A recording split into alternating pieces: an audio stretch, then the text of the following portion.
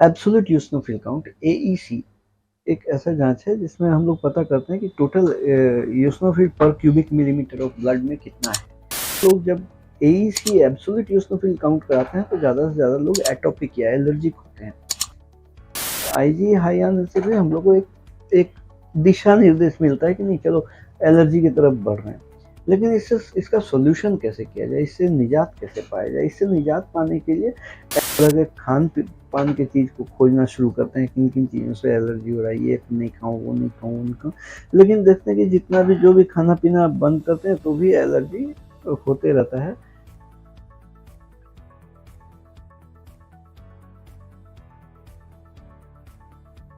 नमस्कार, मैं doctor Narendra Pandey, allergy asthma centre Kolkata की ओर से।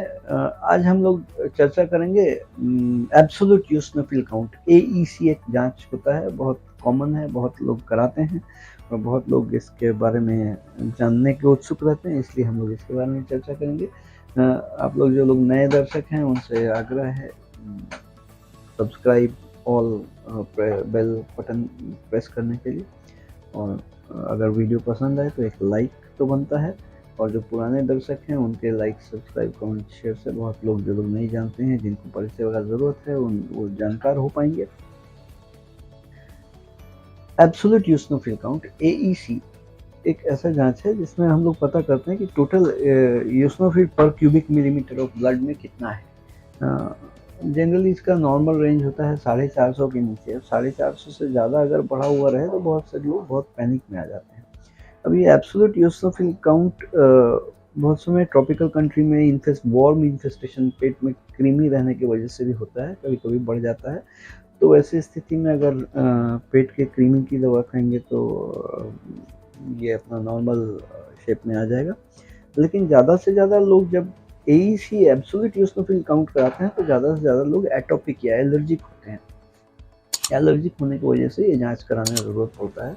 और अगर टोटल यूसिनोफिल काउंट बढ़ा हुआ रहेगा तो इस तरह के पेशेंट्स को सर्दी, खांसी, छींक, ये सारा प्रॉब्लम्स हो सकता है। बदन में दापड़ दापड़, नोचनी वगैरह ये सारा चीज़ हो सकता है।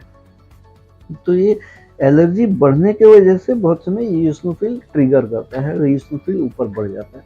अब यूसिनोफिल बढ़ा हुआ है तो अपने अगर आईजी टेस्ट करेंगे तो बहुत समय आईजी पॉजिटिव आता है, आईजी टेस्ट हाई आता है। तो आईजी हाई आने से भी हम लोग को एक दिशा निर्देश मिलता है कि नहीं चलो एलर्जी की तरफ बढ़ रहे हैं। लेकिन इससे इसका सॉल्यूशन कैसे किया जाए, इससे निजात कैसे पाया जाए? इससे निजात पाने के लिए एलर्जी की तरफ हम लोग को आगे बढ़ना पड़ेगा, एलर्जी का खोज करना पड़ेगा, किन किन चीज़ों से एलर्जी हो रहा है।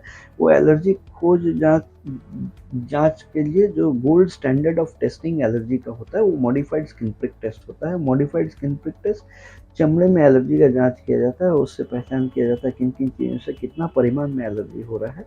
वो जब हम लोग समझ पाते हैं तो हम लोग उसका स्पेसिफिक वैक्सीन द्वारा सबलिंगुअल इम्यूनोथेरेपी, जीभ जीभ के नीचे, जुबान के नीचे ड्रॉप पीने वाला वैक्सीन बना के देते हैं। 1 साल का कोर्स रहता है, 2-3 महीने बाद से ये एफिकेसी आना शुरू होता है, इसका रिलीफ मिलना शुरू होता है और ये वैक्सीन लेने से ही इससे सॉल्यूशन पाया जा सकता है। एलर्जी की बात हम लोग करें तो ज़्यादातर हम लोग विभिन्न भिन्न तरह के खान पान की चीज़ को खोजना शुरू करते हैं, किन किन चीज़ों से एलर्जी हो रहा है, ये नहीं खाऊं, वो नहीं खाऊं, वो नहीं खाऊं। लेकिन देखते हैं कि जितना भी जो भी खाना पीना बंद करते हैं तो भी एलर्जी होते रहता है। क्योंकि एलर्जी होने का माध्यम है जो जो चीज़ हमारे शरीर में प्रवेश कर रहा है उसमें से कुछ कुछ चीज़ अगर हमारे शरीर को सूट नहीं कर रहा है, हमारा शरीर उसके प्रति हाइपर रिएक्टिव हो गया, हमारा शरीर उसको सहन नहीं कर पा रहा है, और ऐसे चीज़ों से एलर्जी होता है। तो एक तो माध्यम खाने पीने का है, दूसरा माध्यम आबो-हवा है। अपने सांस से जितना सांस लेते हैं, छोड़ते हैं, तो lung is the largest organ which is directly exposed to the atmosphere. हम लोग का फुसफुस, लंग्स जो है वही पूरे एटमॉस्फेयर में खुला है, सांस से अंदर जाता है, डिफरेंट एयरबोर्न फैक्टर्स जो सब अंदर जाके एलर्जिक हाइपर सेंसिटिविटी करता है। तो इसको पहचान करना ज़रूरी है कि छुपा दुश्मन कौन है जो दिख नहीं रहा है।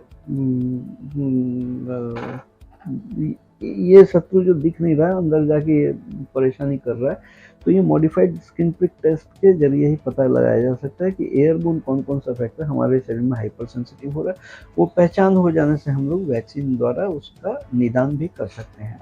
इस तरह की परिसेवा अगर आप में से किन्हीं को अगर ज़रूरत पड़े तो नीचे दिए गए नंबर में, अपॉइंटमेंट नंबर में कॉल करके अपॉइंटमेंट लेके आके ये परिसेवा ले सकते हैं। मैं कोलकाता में allergy asthma centre Sealdah station के पास मौलाली मज़ार और इंटेल सिनेमा हॉल के बीच में बैठता हूँ।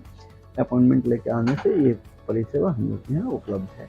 आज के लिए इतना ही। आप लोग स्वस्थ रहें, खुशहाल रहें। मैं doctor Narendra Pandey, allergy asthma centre Kolkata की ओर से।